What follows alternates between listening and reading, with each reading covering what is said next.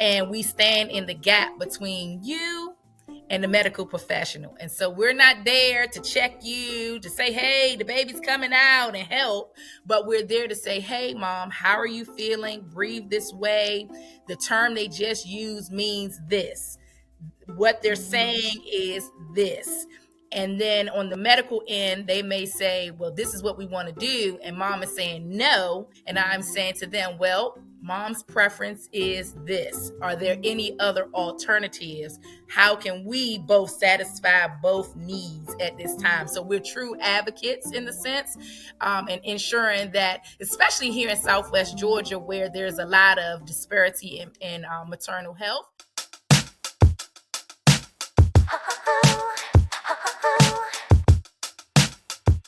Welcome, everybody. Welcome to the Wednesday Wellness Debrief. My name is Brittany. I'm your host, and today I'm joined by my lovely subject matter expert, Alicia. Hi, Hello. Alicia. Thank you for having me. Of course. I got connected with Alicia through Dear Black Women Media, and we bonded over healthcare, and I really wanted to get her insight as a doula. As I'm getting my fitness specialist for pre and postnatal, having a subject matter expert in that field is really important, especially for women's wellness journeys. We're going to get started with who is Alicia. Alicia is a servant leader. I have surrendered to God. I am a wife of almost 19 years now. Woo! It's a long time.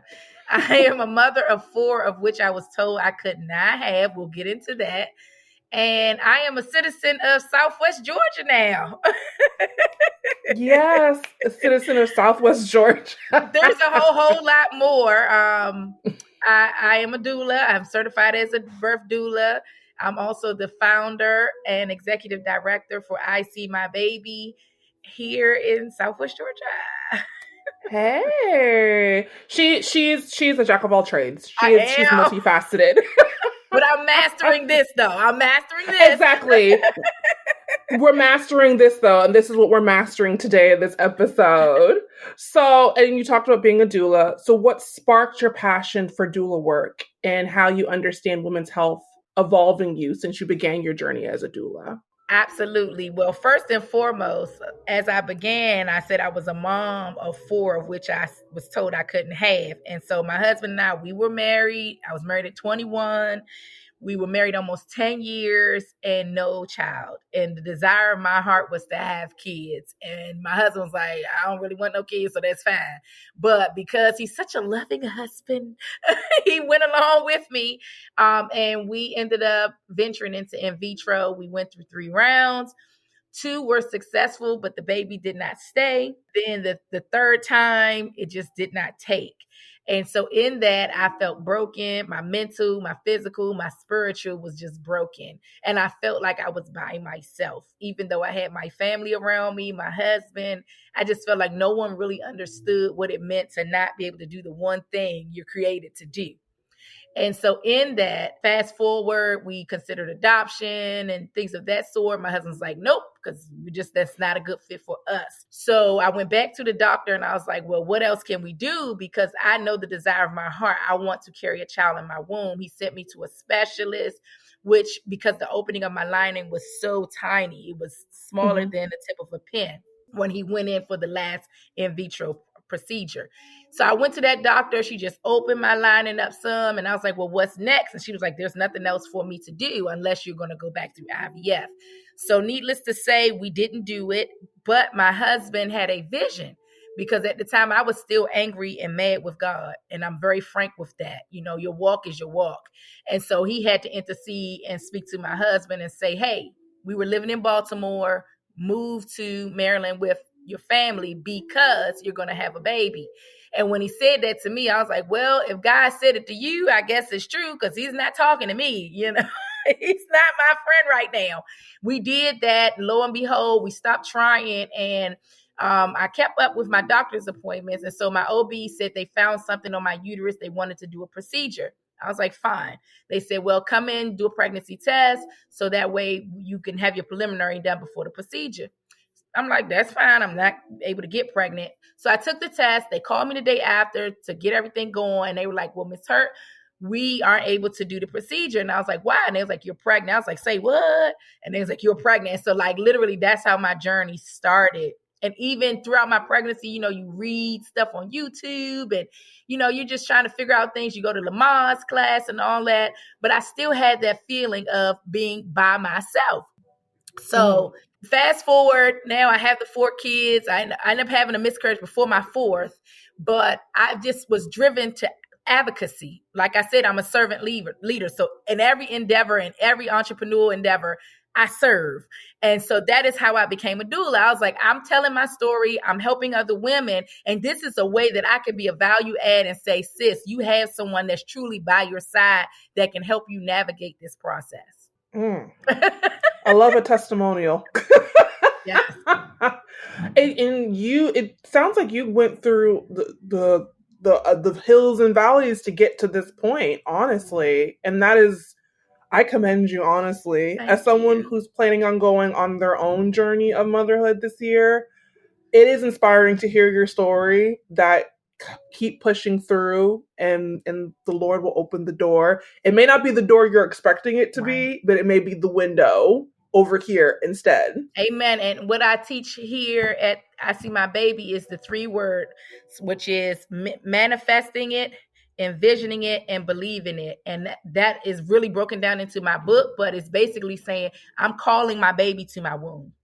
I am envisioning my baby. I am manifesting my baby. And I'm believing that God is going to intercede and give me the desires of my heart. And it's powerful. I think words have a lot of power, and I think people don't realize it. And you said it, I'm not getting along with the Lord right now. Him and I are not on the best terms. But then it's like when you have that shift, that mind shift, like, okay, let's change the perspective of it. It's just when the floodgates came in, you're like, oh my goodness. Absolutely. The floodgates for real. And Exactly. I literally asked for 4. And that's the other part. You did? I put in my book, like I was writing in church what I wanted and being descriptive detail. He's talking about the prayer of the righteous availeth much. I'm just writing, girl. And my husband's like, yeah, you wrote that down.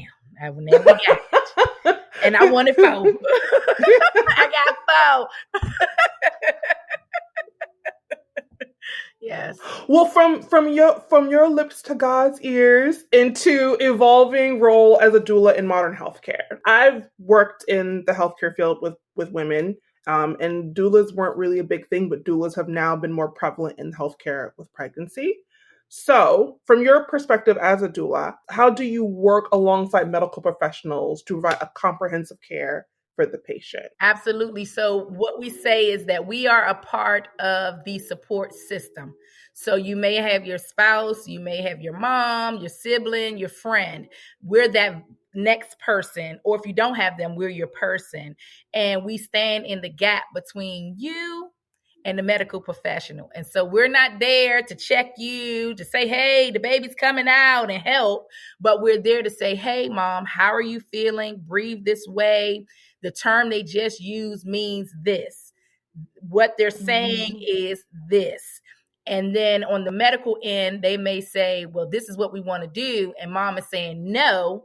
And I'm saying to them, well, mom's preference is this. Are there any other alternatives? How can we both satisfy both needs at this time? So we're true advocates in the sense, and ensuring that, especially here in Southwest Georgia, where there's a lot of disparity in maternal health, building that trust with both parties, saying, hey, we are both here for the same reason, to have a healthy baby and healthy mom at the end of this labor and delivery process. And that's especially here in the United States, especially with Black women, that's really integral. Because I went to school in Tallahassee, so I know exactly the area that you're at. So yes, the doula services, as I'm learning more, is really integral to that bridge of communication between the provider who has their sense of what medically needs to be done, and the mom and her family was like, no, this is my expectation, this is what I want. Yes. But that's a really integral service. But from that, And we talked about language. From your perspective, how does language and communication in a medical setting impact a woman's birth experience? And are we doing enough to ensure mothers feel heard and respected in those spaces? Well, I can say this. Here in Georgia, we have one of the highest maternal mortality rates in the U.S. We've had 24.5 deaths per 100,000 live births. So there's opportunity there. So that's telling us there's work to be done, there's support. We need to bridge that gap. Specifically with Black women, we're 3 to 4 times more likely to die with pregnancy-related causes. And so I truly believe that the work that we're doing is essential. Let's give an example of a C-section or cesarean. You're 39% lower chance of having one with a doula. Why? Because we're there to help you with your breathing. Before we even get to the labor process, you're educated, you're informed, you feel like I am in control of this. And then during the actual labor and delivery, we're alongside you, we're massaging you, we're setting the atmosphere, whatever that might mean for your practices and your beliefs, right? Then we're also alongside the doctor saying, hey, doc, if it is okay, instead of my patient or client being on their back, maybe we try another position. Maybe we roll on this side. Hey, we might even bring the ball with us there. Maybe could you pull out that mirror? Maybe her anxiety will decrease and her blood pressure will decrease when she sees that she's actually advancing. Pull out that mirror, just pulling out some tricks and to really ease the tension in the atmosphere. And I always tell my clients that, remember, you're not the only patient in that hospital or that birthing center. And so at the end of the day, it's like a number, it's pecking order. However, you have me. I am dedicated to you. And to me, that relieves a lot of the stress and anxiety. Also, having a doula, studies have shown that it lowers the risk of preterm birth by 22%. So these are real life numbers showing how we definitely can make an impact and change the trajectory of the maternal mortality rate. I didn't think of it. And because working as you go to the hospital and you're like, the doctor knows what they're doing. But sometimes it's kind of like, your body and yourself. And it's kind of like, well, I'm going to put my trust into the system because the system has said to trust it. But sometimes the system doesn't always have your best interest at heart. And you do need an advocate in there to no, I get why you're trying to do this, but it's not going to work for this patient. Right. We need to maybe think of a different way to help this patient. Or give her a little more time. One example would be my sister when she was having her second baby. They were like, oh, we've been doing this for a long time. We about to do a C-section. And my mom was like, no. And so we had a great nurse. And she literally said, baby girl, we're not doing a C-section. I need you to get up. I need you to muster up the strength. She helped to kind of stretch around the area a little bit. And my sister was a little uncomfortable. But literally, when she left that room, it started to kick into gear and she was able to push that baby out. And so what if we would have just said, okay, doc, we'll just do a C-section? She would have had a C-section that she truly did not need, but she needed someone to encourage her. She had my mom as support. And then that nurse, she truly stepped in the place of a doula, literally at that time saying, you can do this, push through it, things of that sort. So we're needed. we are definitely, especially in the healthcare system as Black women, honestly. Now, my experience working in hospitals, and from your experience, some hospitals have strict policies, and we talked about it, that limits a woman's choice during labor. This is controversial. Are these policies truly in the best interest of the mother and baby, or are they designed for the convenience of the hospital? So, I would say both. It really and truly depends on where you are, who you are, unfortunately, and then what time of day it is. If we have 20 women in labor and we're like, listen, if one more comes in, we don't know where we're going to put her. Like, that would change the decision making as well, right? And then have we met our quota? I mean, they make income as well too. So what's more, a C-section or natural birth? You do the research. I'm not going to say. So it really, really depends. I pray and I hope we've been working alongside our hospital here, developing our relationship, that the best interest of the patients is the top priority and will continue to be. That is the prayer, the hope. But as the doula there, you use discernment. this work that we do is not just saying, oh, I'm going to pick this up as a trade. It is a calling. It is a ministry. It is very spiritual. And God will enlighten you like, hey, that doesn't sound right. Let's try something different. Let's push a little bit on that patient client. So yeah, that's my answer. And I'm sticking with it. I like that answer. It's a good answer. And you've been hitting me with facts. So from evolving roles of doula in modern healthcare to the science-based doula support. From your perspective, how has the rise of technology, including virtual support and telehealth, changed the way doulas work? Do you think it enhances or takes away from the intimate nature of doula services? It definitely enhances it, because back in the day, I've been binge watching, and shout out to Tiffany Austin, our head doula, and she's also a midwife in Tallahassee. She told me about Call the Midwives. This thing has been out for over 13 seasons, and I am just finding out about it. I've been What is that? Is that a show? Yes, and the births seem so real, like with the cord still attached and all. Like, it's really good. Only thing is, you can't, like, I can watch 5 episodes, then I have to turn it off and watch something else. But it's really, really good. My kids come in and I'm like, y'all can watch. It's natural, with my girls. So they're learning alongside me. But the nurses, the nuns, they used to go house to house. And it got exhausting. It did, even though it was personal, it's like, oh my God, this is a lot. And so now we're able to touch women everywhere, even international, right? And help them build up their skill set. Like for us, we have a hybrid program where we do the classes in person, but if you can't make it, we build it up on our YouTube. And I'm able to send it to all of my doula clients. So whether you're working at 5 o'clock or 2 in the morning, you can still get what you need, learning your breathing techniques and your skills and what's going to happen in birth, right? So I think it really enhanced the process. I do feel like we do need in person. We need to touch, feel, and feel comfortable. So at least 2 times, we need to be in person with you, especially during your doctor's appointments, because you want the doctors to feel comfortable, to let them know that you're not going to be overbearing, but you are there to support your clients. And telehealth has opened a lot, especially during the pandemic. It opened a lot of doors for providers and participants to meet, especially in the area that you're in. I can imagine it's not easy for some participants to get to you, so it's easier through a telehealth services. Absolutely. Honestly. We have patients, or I keep saying patients, clients that travel almost an hour and a half to come to doctor's appointments and things because we're a health desert. We're literally a health desert. So it really helps. I can say, hey, let's jump on a Zoom. Let's talk it through. Then I'll meet you for your next appointment here at the local OB office. Ooh. And that, look, again, you're doing the Lord's work. Amen. Hallelujah. From the science behind doula support to holistic wellness. So, and we talked about it briefly, a doula's role extends beyond just physical support.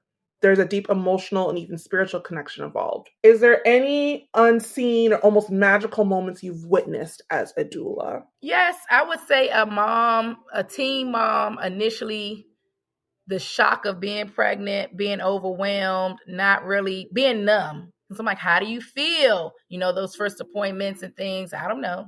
To me, inspiring, motivating her, sending her words of comfort, saying, hey, rub your belly. You're going to start to feel this, sending her those videos to see the process. And now she runs up to me, and when she sees me in town, and it's like, oh my God, the baby's kicking, the baby's moving. You can just see the excitement on her face. And I'm like, yes, like it's not ideal. We get it. But this is God's blessing. You are able to carry a child, right? And she's embracing it, talking about her baby shower and things of that sort. And so it's a beautiful thing to see the change, and a quick change, right? Because if you don't get that mental health in check now, it may be even worse after that baby comes, when we start thinking about postpartum and hormones and all that stuff, caring for the baby. Yeah, and I don't think a lot of us thought of that. I think especially for me in the fitness field, we're so focused on getting you physically prepared, but then it's kind of like, well, there's a mental aspect, because you can be physically prepared all you want, and you can have all the lists and the things, but if you don't have that mental and emotional support there, it's kind of like all the physical stuff is just going to go flying out the window, basically. From holistic wellness to addressing challenges in women's healthcare. And we talked about it briefly. How do cultural differences shape the way women experience pregnancy and birth? And what can we learn from a global birthing traditions? That's a loaded question. I would say it really depends on the culture, but majority of the cultures just they align the birthing process as a spiritual way of God, like naturally helping you, right? And doing, like I said before, what you were created to do. That you're just doing what you're created to do. I love it when my clients are spiritually grounded because it's a way for me to draw their faith and bring them back. So when you're going through it, and I like shout out to Beyonce when she was carrying, I forget what child, she was saying how she would talk to her baby and how she would channel the energy of her baby to bring her baby forth. And that's similar to what we do. And it never left me. And that's what helped me with my first child.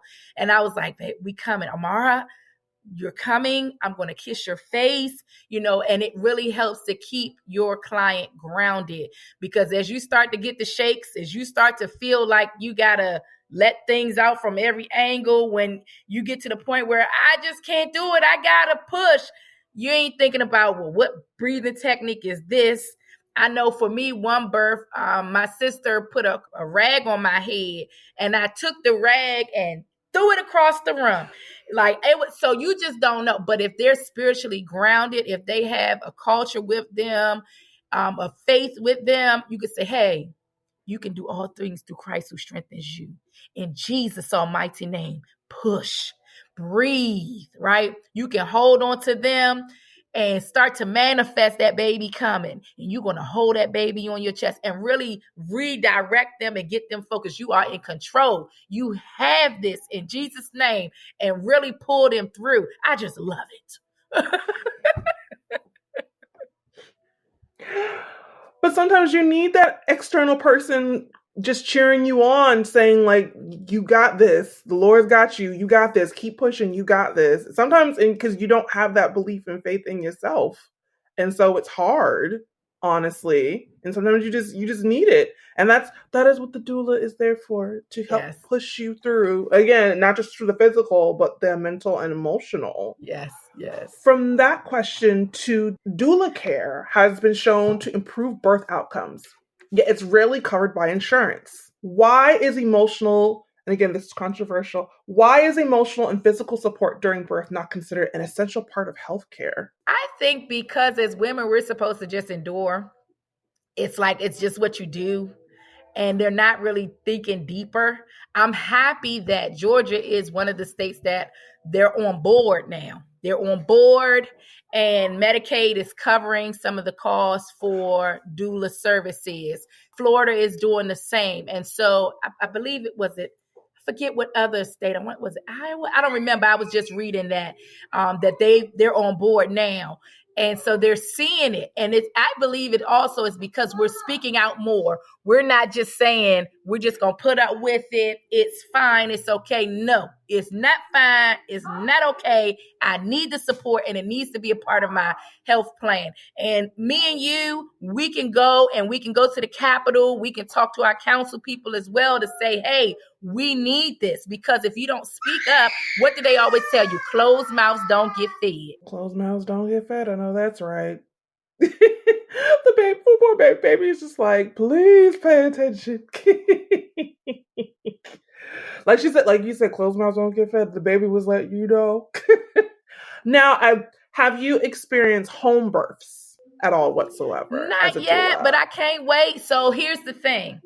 Georgia does not permit that. And so, really? Just a little secret. It's not even a secret. It's a part of our plan to have a birth center, but we'll have to pivot until legislation changes here in Georgia, because you need to have a medical director in order to have a birth center. And so being in a rural town like I am in, I talked to one company that said we want to do the same thing, and we've been waiting for a few years to find someone. And I'm like, oh man. So we're going to have to pivot because we're so close to Alabama and Florida. We're looking for property there. So that way we can have a midwife. Like I said, her name is Tiffany Austin. She's with us. She can very well just run the birth center. But here in Georgia, we need a medical director. And that's just not something that is easy. Now, if we were in Atlanta, like they have birthing centers there. Oh, yeah. Oh, they get everything. But down here in our health desert, it's not likely. I do trust in God, and I know he'll make a way, but he also gives you wisdom. And so if we want to move forward and have that service, we got to look elsewhere, right? You got to get creative. You got to think outside the box to provide that service. But once we are able to establish the birth center, oh, yes, I'll be right in there. I can't wait. I'm watching on social media like, oh, my God, look, and yes, get it, push, So not yet, though. Well, I mean, because it's home birth and speaking with everyone from everywhere is very controversial. Some people feel as though that home births are amazing, and some people are just like, no, strictly the hospital, and everything can vary. Why do you think it is the one option is socially acceptable while the other one is often discouraged, possibly? Lack of knowledge, lack of understanding. Like I said, going back to the show I've watched, the Call to Midwives, that's what they did. They didn't go to, unless there was some type of high risk or some issue. And actually the doctor would come to you and then they'll say, oh, ambulance time, come get her, but it all happened at home. I mean, you're comfortable there. That's your environment. You feel more in control. Whereas at the hospital, you're hooked up to monitors. And now so when I started having my kids, I was called geriatric. So they were watching me for everything. So I would not have been the ideal client or patient for a home birth. So it's not for everyone, but it's a lack of understanding. If you're healthy, if you're being monitored, if you're getting all your blood works and you're not having any type of ailment like gestational diabetes or any issues with your blood pressure, anything like that, and the doctor clears you, sis, try the home birth. And the other part is you want to just make sure you have a plan B. So make sure your midwife will have a transfer plan for you. So if something goes awry, they can say, hey, such and such at the hospital, my patient is on the way. This is what's going on. Have the chart in hand and get you to where you need to be. I didn't even think of the transfer part. I think it's like kind of like, I think a lot of people think I'm going to be okay in this one location, but the transfer part, you put the knowledge into my brain.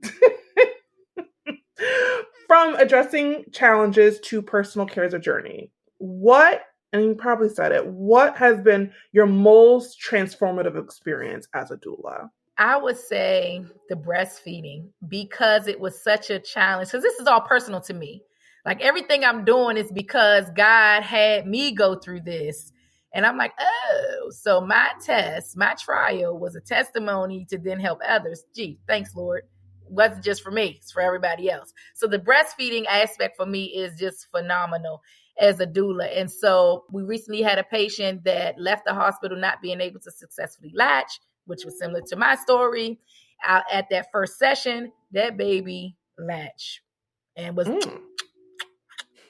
and continued on. And so when I see the baby, I'm like, that baby getting chunky, that baby drinking that milk. So that's one part that I love to see, because you see the baby. I helped you, not help, but I helped as far as giving you the advice of what to eat, how to nourish your body and things like that. So while the baby was in there, but now the baby out.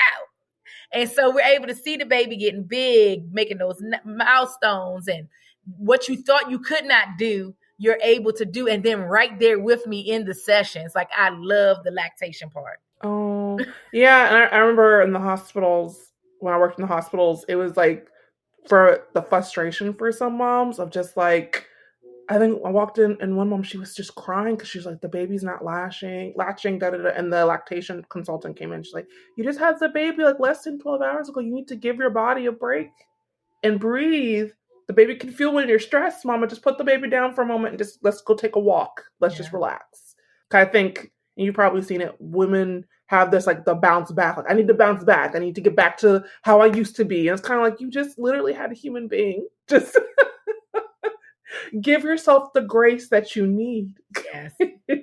I remember my first child. I took a shower, had my outfit on. They're like, wait a minute, what is going on? Like, I was like, get my baby, she was in the NICU, so I had to make sure I was back and forth, back and forth, back and forth, back and forth. Get my baby. I'm pumping. Then the second one, it was like, okay. The third one, I was like, The fourth one, I ain't had no choice. I had to get back home. He was born around 4th of July. I got to get out of this hospital. I got to get home to these other kids. So you're right. As women, we do feel like we got those capes on. But I always tell my clients, you have to pace yourself. It's okay. And it's like talking to a brick wall, because I know I would have done the opposite. I can't read that, the DW meme. I can't read that sign, and you just kind of move past it. Yes, but I will tell you, it is critical to listen, because my 4th child, I ended up back in the hospital with post-eclampsia, almost died, didn't even know it was that serious, and was still breastfeeding, and had my phone working because my husband refused to bring my laptop. Only recently, like a year ago, I really got to reflect on it when I was going to get life insurance, another policy. And they were like, no, you're not accepted. And we did the research. They was like, because you had a kidney failure medicine. And I was like, a kidney what? And I started researching it, and I was like, yo, this was no joke. Like, I could have went away from here. I could have had a whole newborn with 4 kids, leaving my husband. Like, this is serious. Thank God I listened to my doctor when she said that headache is no joke. Go to the hospital. So you really do have to find a time to lay down and just rest and let your mind go blank. And let someone else help you and handle it. Because, like you said, you just pushed a whole human out your body. You just literally, whether it's C-section, like you just had a human, like you spent 9 months preparing your body. I call it, with my fitness specialist, the Olympics. This is your Olympics. Yes. You're preparing your body for the Olympics, and even athletes need to recover and rest their bodies for them to be the athletes that they are. Yes. And again, as Black women, we just like, nah, it's not going to be done the right way if I don't do it. But sometimes you just have to let go and let God sometimes. And it's really difficult sometimes to let go and let God, honestly. Look, my husband, when my husband and I started dating, he's just like, you can sit down. Like, no, why are you telling me, trying to make me sit down and do all these things? I don't understand why. But now, as time has gone on, I'm like, okay, I see why he's making me sit down to relax. It's so true. And it took me, after my second child, postpartum, started to kick my tail. Postpartum depression, and I didn't know what it was. I was like, she don't like me, she keep crying, and what did I do? And so my third child, I started to speak up more, because I was like, this is not me. Like, what is the problem? I would go from 0 to 1,000. I was like, I thought I passed that stage of my life. What is it? So you really have to listen to your body. You have to communicate if something feels off, even if you are extremely fatigued more than normal. Like, you have to communicate with your support system, with your doula. Even if you just did birth doula, reach out and say, hey, this is what's going on. What are your thoughts? Because postpartum depression can take you out of here, meaning you could lose your mind, lose your life, think to do things. I remember, I love my children, never would harm them. But in that time of distress, going through postpartum, there are some thoughts that will go through your mind, and you'll be like, whoa, where did it come from? And you can rebuke it in the name of Jesus all you want, but it is postpartum depression, and you have to deal with it. You can pray. I always say you can pray, you have your faith, but you also need therapy as well. And that can be just in the form of communicating, or maybe some prescription. It really depends on where you are, what you need. And remember, there are no judgment. Everybody's walk is different.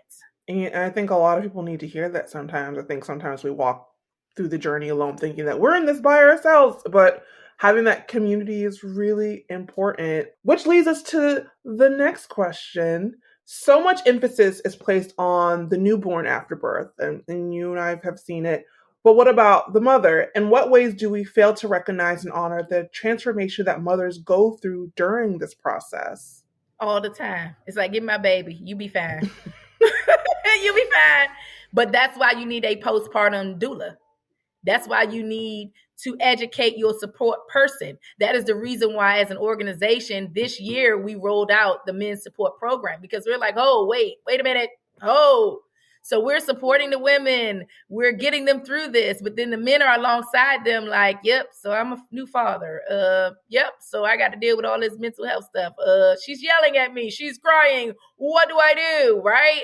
How do I hold this baby? How do I show up now for a baby, right? How do I go to work and come home expecting dinner in a house that's clean, and I'm getting the opposite? How am I going to exist and figure this out?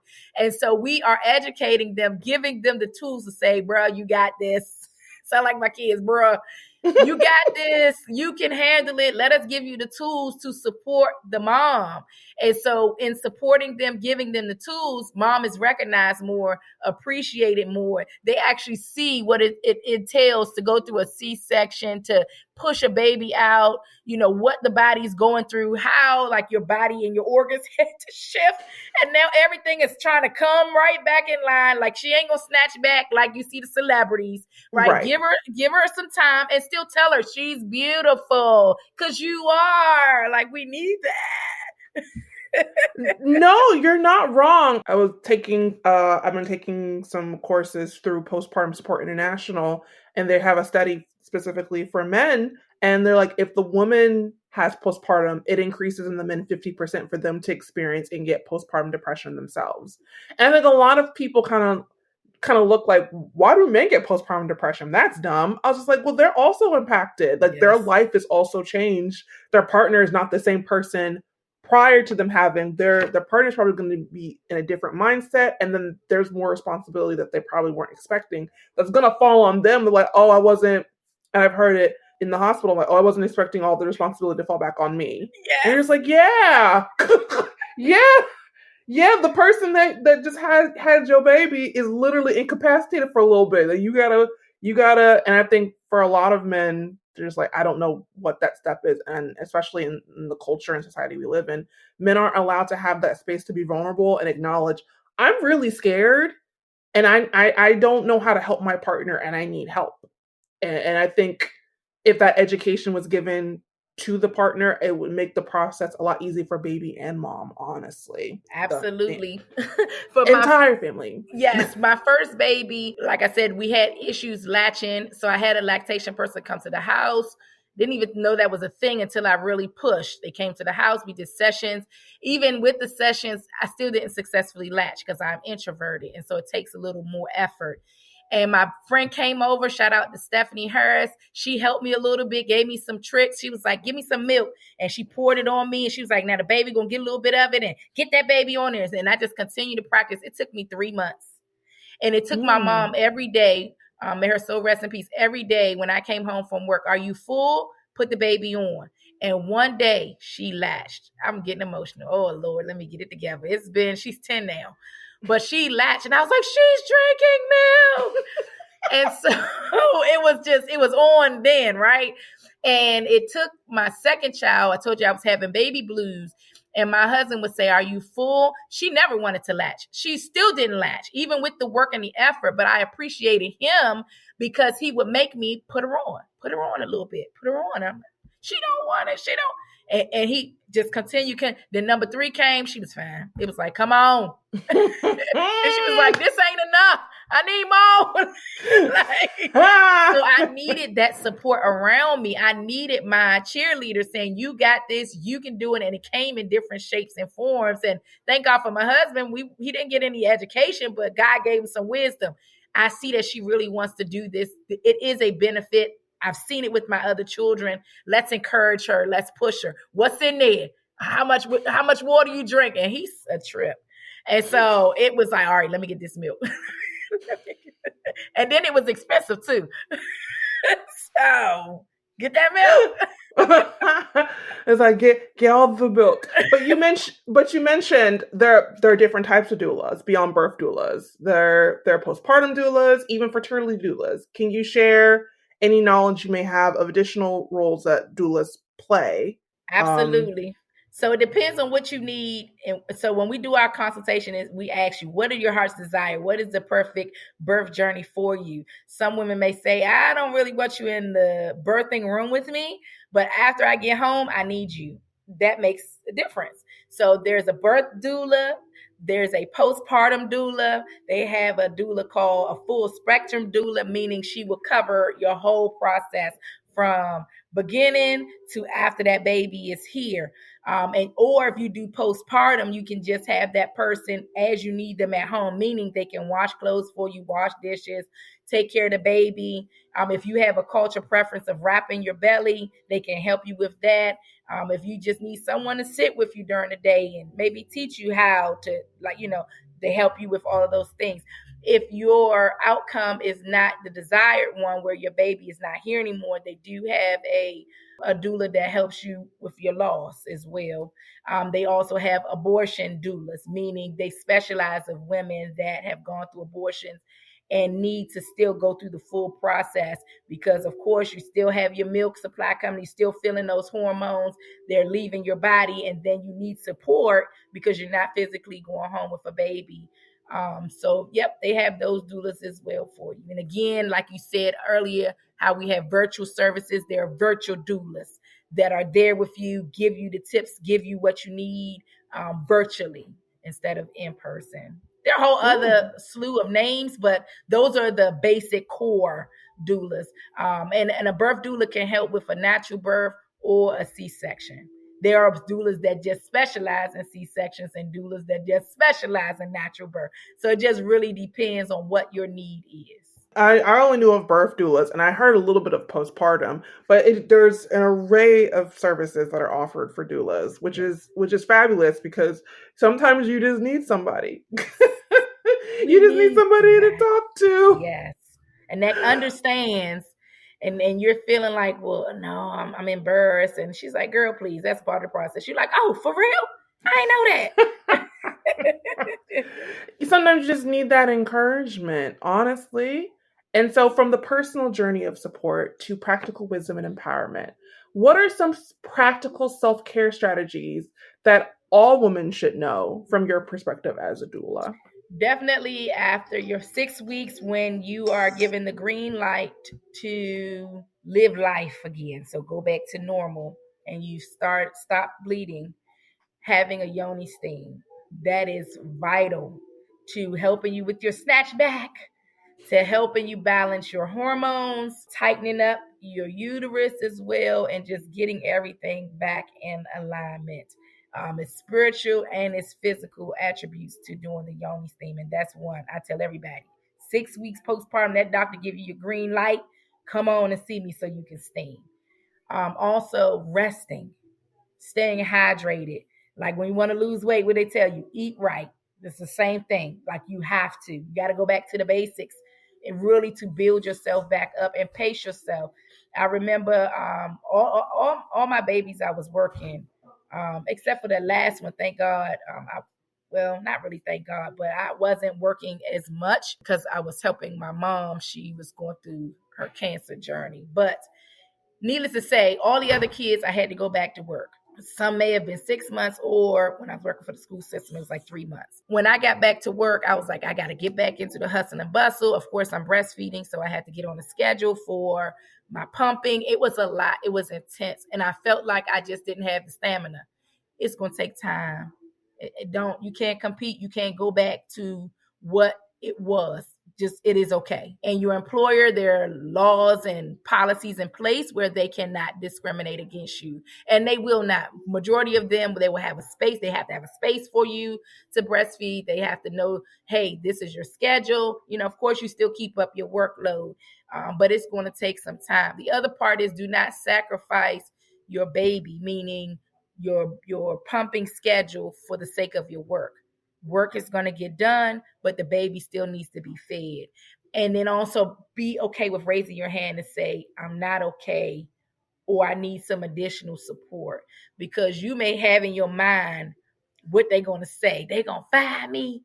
They're going to feel like this. And majority of the employers will be the total opposite. They may even say, hey, take a little bit more time, or if there's flexibility in having a hybrid schedule, being flexible. I've had phenomenal employers that supported me in that. And I feel like I was the one giving myself more pressure than they actually were, because I wanted to get back into it quickly. Yeah. And again, I think all of us have been through it where you're just like, they're not gonna like me. And then they're like, no, I'm glad you told us so we can help you, because we want you to stay. We want you to stay employed. We just want to know what's going on. It's very hard because, again, we internalize a lot of things as women, especially as Black women, of just like, no one's going to understand, so I'm just going to carry it on my back, not realizing it's literally breaking your back. Yes. I can imagine, I'm not there yet, but as a mom, you're just like, I think of the baby, the breastfeeding, all of these things. My house, is it clean? Did my husband get to this? Did this happen? Did the bill get paid? You're just like, the mental load that is. And I can see why within the year, because they did a study, like the year post is basically when a lot of the maternal morbidity happens. It's like a year after, because so much stress on the body, honestly. So those self-care tips, back to basics, are really important. Some cultures treat pregnancy and childbirth as sacred rites of passage, while others see it as purely as a medical event. How do these differing perspectives impact the way women experience birth? It depends on you, because I am the type of individual, I don't care what you say. And it took me 41 years to say that, right?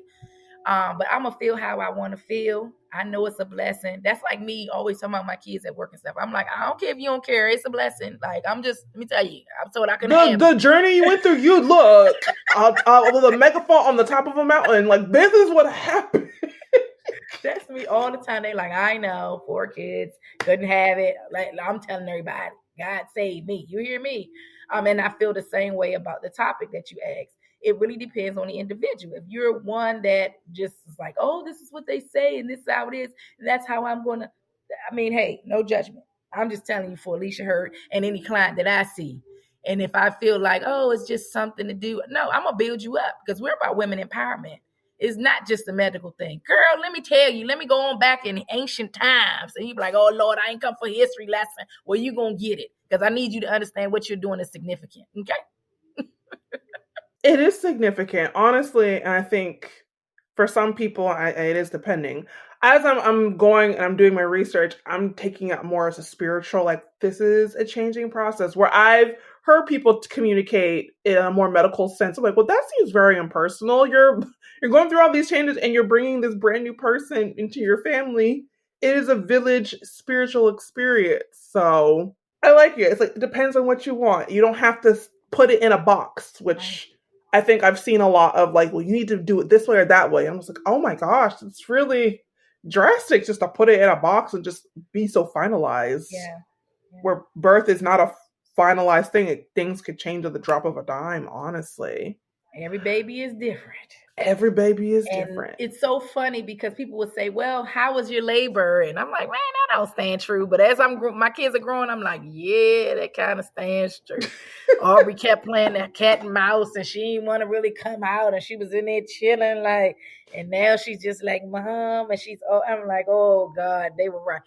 And she, like, literally, the nurse was like, hold her in. I'm like, I don't know how. And the doctor had to run and catch my baby before my baby fell. And she's that way today, independent. I got to do it. It got to get done. I'm like, whew. I will say this, and my sister will probably, like, roll her eyes at me like, whatever. When my mom delivered my younger sister, the doctors, they delivered her, and the doctor was like, is she fighting? Is she fighting? She's physically trying to fight the doctors. She's physically, and to this day, my sister is very much a person of, like, will confront you of, like, what's the problem? Right. I don't understand why you're so upset. And we're like, Caroline, you can't just get in people's face like that. She's like, why? They have an issue. Right. They have an issue with me. I'm trying to figure out what their problem is. I'm just like, oh, God. She told y'all when she was born, I'm here. Get off me. Let's go. Oh no, it was a different, my parents, it was a different experience where I was the very calm, very woo child. My sister was just, like, very much talking back, like, you ain't finna talk to me that way. I know.